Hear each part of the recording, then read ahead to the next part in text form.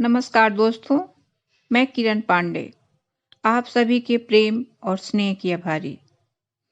दोस्तों, मेरी रचना अच्छी लगे तो लाइक सब्सक्राइब करें और कमेंट में अपने सुझाव दें।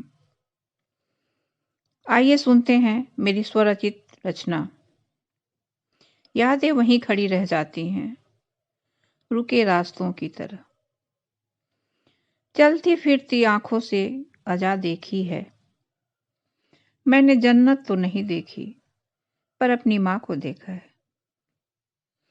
एक दिन कल्पनाओं के गोते में जो जा पहुंची माँ के गर्भ में, देखा चारों तरफ खारे पानी का समंदर।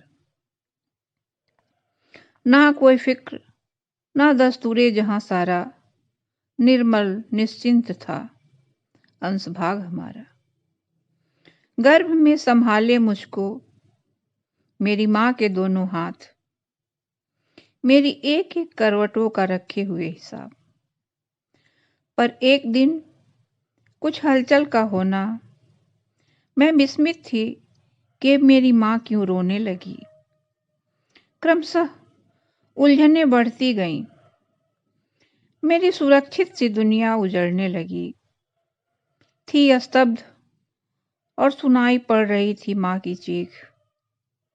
बंद नेत्रों से कुछ देख भी नहीं सकती, पर स्वयं का रुदन का पहली बार एहसास, और उस रुदन को सुन स्वजनों का उल्लास,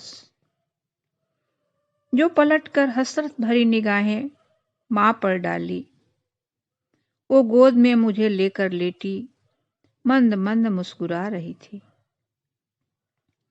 मेरी माँ मेरे जन्म के दर्द को कैसे इतनी सहजता से भुला गई। समय क्रमशः गुजरता गया, और जब मैंने स्वयं के अंदर नवजीवन के सुखद क्षण को महसूस किया, तो जान पाई कि सच माँ तो आंगन की तुलसी जैसी पावन बरगद की घनी छाया है।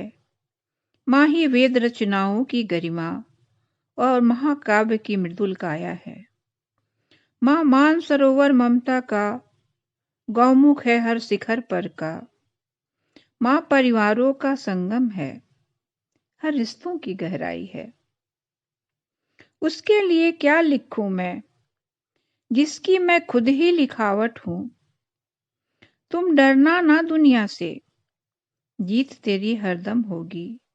ऐसा क्या है तुझमें माँ, किस मिट्टी से बनी है तू।